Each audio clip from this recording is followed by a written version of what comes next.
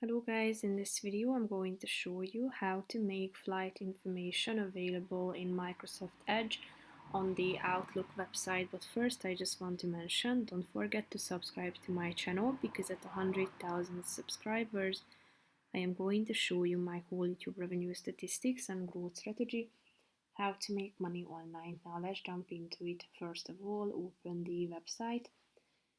Click on the settings button in the upper right corner of the page, tap on mail in the first column and then click on compose and reply in the second column.